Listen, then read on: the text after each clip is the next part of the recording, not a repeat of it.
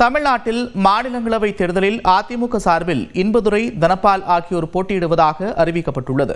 தமிழ்நாட்டில் காலியாகும் 6 மாநிலங்களவை பதவி இடங்களுக்கு வரும் 16ஆம் தேதி தேர்தல் நடைபெற உள்ளது. அதில் ஆளும் திமுகவிற்கு 4 இடங்களும், அதிமுகவிற்கு பாஜக ஆதரவுடன் 2 இடங்களும் கிடைக்க வாய்ப்புள்ளது. திமுக சார்பில் கவிஞர் சல்மா, சிவலிங்கம் ஆகிய 3 பேர் போட்டியிடுகின்றனர். அதேபோல மீதமுள்ள ஒரு இடம் மக்கள் நீதி மையத்திற்கு ஒதுக்கப்பட்டிருக்கும் நிலையில் அதில் கமல்ஹாசன் போட்டியிடுவதாக தெரிவிக்கப்பட்டுள்ளது. அதிமுக சார்பில் 2 இடங்களுக்கு யார் போட்டியிடுவார்கள் என்று எதிர்பார்ப்பு எழுந்து வந்த நிலையில் தேமுதிக தங்களுக்கு ஒரு இடம் ஒதுக்க வேண்டும் என்று கோரிக்கை விடுத்து வந்தது. இந்நிலையில் 2 மாநிலங்களவை பதவி இடங்களுக்கான தேர்தலில் அதிமுகவே போட்டியிட இருக்கிறது.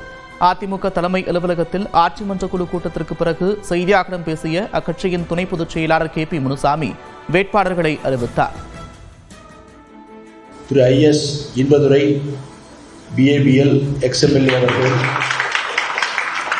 கழக வழக்கறிஞர் பிரிவு செயலாளர் திரு மா Dhanapal, MA ML MBA PhD XMLA அவர்கள், செங்கல்பட்டு கிழக்கு மாவட்ட கழக அவைத்தலைவர், மாவட்ட ஊராட்சி குழு முன்னாள் தலைவர் என்பதை மகிழ்ச்சியோடு பொதுச் செயலாளருடைய அனுமதியோடு இங்கே தெரிவித்துக் கொள்கிறேன்.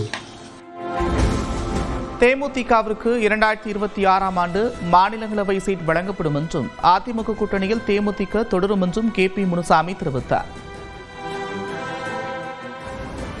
அனைத்து இந்திய அண்ணா திராவிட முன்னேற்ற கழகத்தின் தலைமையிலான கூட்டணியில் தேசிய முற்போக்கு திராவிட கழகம் தொடரும் என்பதை மகிழ்ச்சியோடு தெரிவித்துக் கொள்கிறோம்.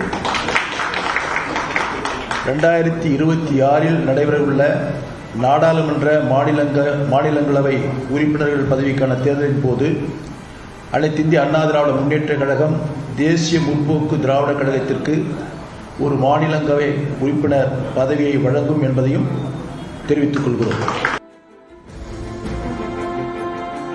மாநிலங்களவை தேர்தலுக்கான வேட்பாளர்களாக அறிவிக்கப்பட்டதைத் தொடர்ந்து இன்பதுரை, தனபால் ஆகியோர் அதிமுக பொதுச் செயலாளர் எடப்பாடி பழனிசாமியை சந்தித்து வாழ்த்து பெற்றனர்.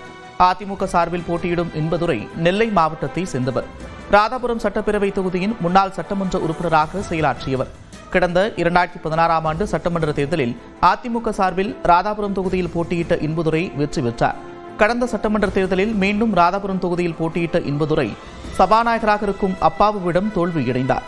இன்பதுரை தற்போது அதிமுக வழக்கறிஞர் அணியின் செயலாளராக இருக்கிறார்.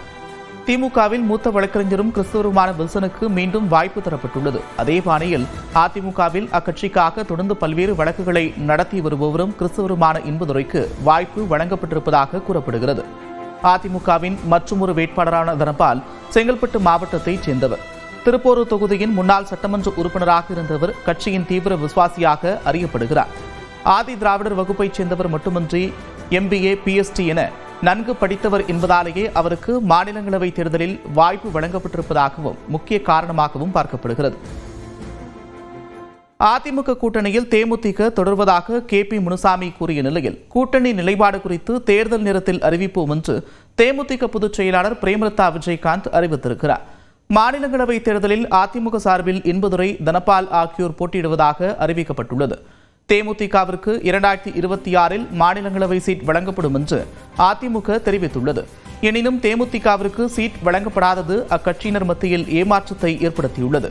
இந்நிலையில் சென்னையில் செய்தியாளர்களிடம் பேசிய தேமுதிக பொதுச் செயலாளர் பிரேமலதா விஜயகாந்த், நாடாளுமன்ற தேர்தலின் போது 5 மக்களவை தொகுதி மற்றும் 1 மாநிலங்களவை சீட் தருவதாக அதிமுக உறுதியளித்திருந்ததாக கூறினார்.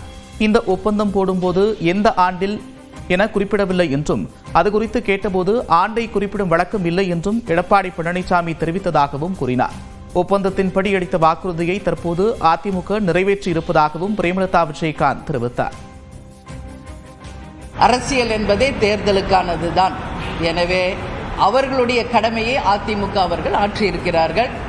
தேசிய முற்போக்கு திராவிட கழகமும் தேர்தலை ஒட்டி எங்கள் கடமையை நாங்கள் ஆற்றுவோம்.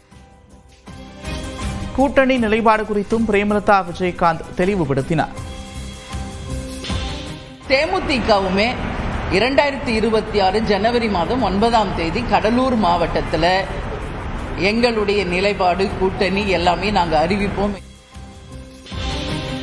விஜயகாந்திற்கு இரங்கல் தீர்மானம் திமுக பொதுக்கூட்டத்தில் நிறைவேற்றப்பட்ட நிலையில் அதற்கு பிரேமலதா நன்றி தெரிவித்துக் கொண்டார்.